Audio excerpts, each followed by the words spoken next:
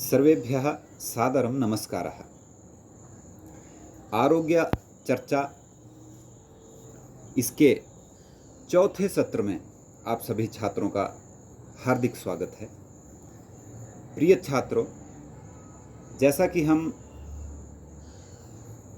हमारे इस आरोग्य चर्चा नाम के सत्र में आरोग्य से संबंधित अत्यंत मुख्य विषयों की चर्चा कर रहे हैं। पिछले सत्र में हमने जो महर्षि चरक जी के द्वारा स्वस्थ लक्षण कहा गया है, उसकी प्राप्ति किस प्रकार से हो सकती है, उसमें हमने प्राणायाम की चर्चा शुरू की और प्राणायाम में भी भस्त्रिका प्राणायाम की चर्चा हमने की है। भस्त्रिका प्राणायाम का एक भाग जो हमने पिछले सत्र में देखा, उस भाग में हमने केवल आरंभ मात्र किया। आज के भाग में हम भस्त्रिका प्राणायाम को किस तरह किया जा सकता है, संपूर्ण इसका एक प्रारूप देखेंगे। तो हठ योग प्रदीपिका के अनुसार हमने देखा कि श्वास को गहरा फेफड़ों में भरना है और बाहर छोड़ना है, भरना है बाहर छोड़ना है, इनहेल एक्सहेल। जैसे कि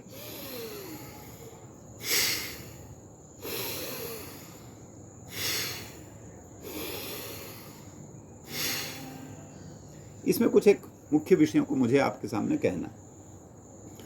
भस्त्रिका प्राणायाम को 3 गतियों के साथ किया जा सकता है। एक गति है इसमें मंद गति और दूसरी गति है मध्यम गति और तीसरी गति है भस्त्रिका प्राणायाम की तीव्र गति। तो आप ध्यान दीजिएगा कि इसमें फेफड़ों की स्थिति किस तरह होनी चाहिए और हमारे उदर की स्थिति और हमारे दोनों कंधों की स्थिति, शरीर की स्थिति किस तरह होनी चाहिए, इसके ऊपर थोड़ा ध्यान दीजिएगा। तो मध्यम गति से जब हम करेंगे तो कम से कम 3 या 4 सेकंड अथवा 2 या 3 सेकंड श्वास को अंदर भरने में लगने चाहिए, जैसे कि, और पूरा फेफड़ों में भर करके छोड़ देना। जैसा कि आपको पिछले सत्र में भी बताया कि हमने पेट में श्वास नहीं भरना है, हमने फेफड़ों में ही श्वास भरना है।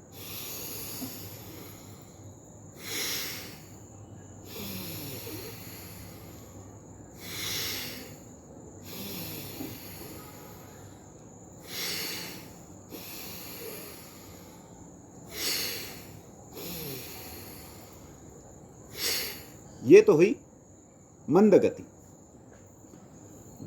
मंद गति से आप इस भस्त्रिका प्राणायाम को 2 या 3 दिन लगातार कीजिए और जब आप इस मंद गति में अभ्यस्त हो जाएं तो तीव्र गति से भी आप इस प्राणायाम को कर सकते हैं। जैसे क्षंतव्य मध्यम गति से भी, मंद मध्यम तीव्र, मध्यम गति से भी इस प्राणायाम को कर सकते हैं। किस प्रकार?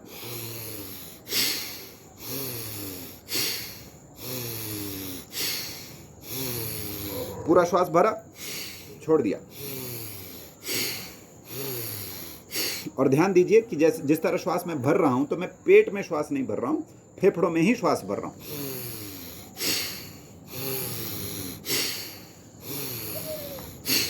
इस तरह। तो यह मध्यम गति है। तीसरी गति तीव्र गति भी है, उसे भी आप देखें, परंतु ध्यान रहे कि जब हम जीवन में प्रथम बार प्राणायाम का अभ्यास कर रहे हैं तो मध्यम मंद गति से ही करना, धीरे धीरे करना, ठीक है। तो तीव्र गति को भी एक बार देखेंगे।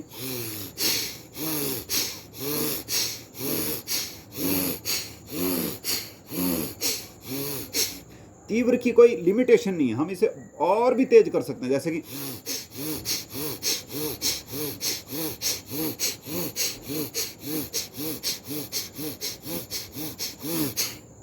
इस तरह से। परंतु आरंभ में जब कोई प्राणायाम का साधक प्राणायाम करने का अभ्यास करता है तो कुछ एक लक्षण शरीर में दिखाई देते हैं, कुछ एक सकारात्मक लक्षण भी, कुछ एक विपरीत लक्षण भी। विपरीत लक्षण जैसे कि थोड़ा सा हल्का सा यहां से सिर चकराने लगेगा, ठीक है। तो हमें बिल्कुल धीरे करना, जैसे कि ये परंतु गहरा लंबा श्वास भरना, जितना अंदर तक जा सके, और पूरा से छोड़ देना।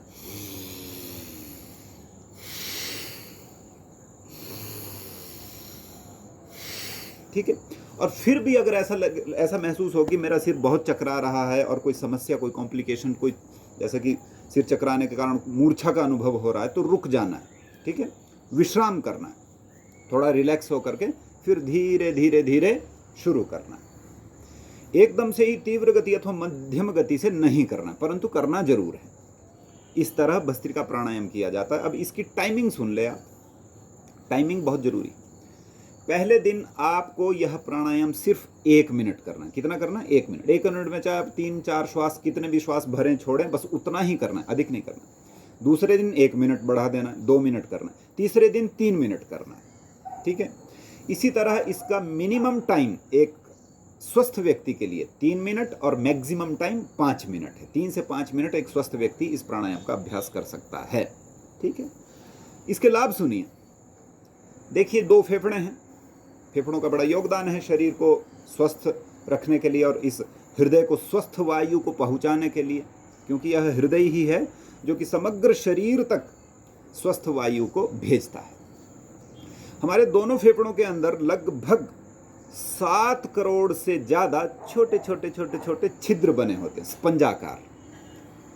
तो जब हम गहरा लंबा श्वास इस तरह से अंदर भरते हैं और पूर्णतः छोड़ देते हैं, फिर भरते हैं, फिर छोड़ देते हैं, तो उन दोनों फेफड़ों का श्वसन व्यायाम हो जाता है, ब्रीदिंग एक्सरसाइज। और उन स्पंजाकार दोनों फेफड़ों के आकुंचन प्रसारण से दोनों फेफड़ों का व्यवस्थित व्यायाम हो जाता है। फेफड़े दोनों स्वस्थ रहते हैं, और जब दोनों फेफड़े स्वस्थ रहेंगे तो हृदय स्वस्थ रहेगा। हृदय यहां जैसे होता है ना, हृदय स्वस्थ रहेगा। क्यों? क्योंकि जब प्रॉपरली दोनों फेफड़े हृदय को, श्वास को यानी प्राणवायु को भेजेंगे तो हृदय स्वस्थ रहेगा। और हृदय जब स्वस्थ रहेगा तो हृदय क्या करेगा? हृदय का काम क्या है? हृदय का काम है स्वच्छ वायु को लेना और उसको ब्लड में मिक्स करना और रक्त में मिक्स करके हमारे शरीर के हर एक, जो कि असंख्यों करोड़ अणु जो शरीर में हैं, उस हर एक सेल को, शरीर के सेल को स्वच्छ वायु को सर्व करना। चाहे यहाँ पर सेल हो, यहाँ का सेल हो, यहाँ का सेल हो, यहाँ का सेल हो, कहीं का भी, ब्लड का सेल हो, बोन का सेल हो, कहीं का भी सेल हो, हर एक प्रकार के सेल को जो है स्वच्छ वायु भेजता है हृदय। तो जब यह भस्त्रिका प्राणायाम के माध्यम से जब हम इस प्रक्रिया को और तीव्र करते हैं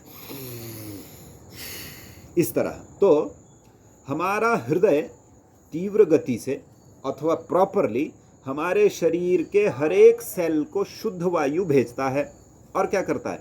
उस सेल में विद्यमान जो टॉक्सिन्स है, विजातीय तत्व है, उसे वहां से निकाल करके प्राणवायु के माध्यम से ही, मतलब जो हम CO2 जो छोड़ते हैं, कार्बन डाइऑक्साइड अथवा प्रश्वास जो हम छोड़ते हैं, उसके माध्यम से बाहर निकालता है।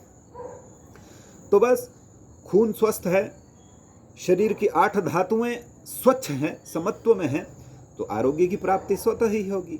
इसीलिए कहा ना कि धुमायन्ते धुमायमानानां धातूनां यथा मलाः तथेन्द्रियाणां नश्यन्ति दोषाः प्राणस्य निग्रहात्, कि इस प्राण के निग्रह से, प्राणायाम के करने से हमारे शरीरगत दोष दूर हो जाते हैं और आरोग्य की प्राप्ति होती है। तो आज से ही आप सभी छात्र 1 मिनट से इस भस्त्रिका प्राणायाम की शुरुआत कीजिए और 1 हफ्ते तक मध्यम गति से करें, मंद गति से करें 1 हफ्ते तक, दूसरे हफ्ते में मध्यम गति से करें और तीसरे हफ्ते में तीव्र गति से करें। देखें, आप अद्भुत लाभ इस प्राणायाम का पाएंगे। और प्राणायाम को किस समय में करना है? प्राणायाम को यदि किया जाए तो संधि काल में करना है। जैसे प्रातः काल है, जिस समय शुद्ध वायु वातावरण में होती हो और शुद्ध वायु का संचार जहां पर हो, उस समय हमें करना है। ठीक है। तो यह एक पहला प्राणायाम हुआ, भस्त्रिका प्राणायाम। अगला प्राणायाम हमारे क्रम में कौन सा है, उस प्राणायाम को लेकर के हम अगले सत्र में उपस्थित होंगे। आप सभी का दिन शुभ हो। सभी छात्रों को साधुवाद, मंगलवाद, सर्वेभ्यः नमस्कारः।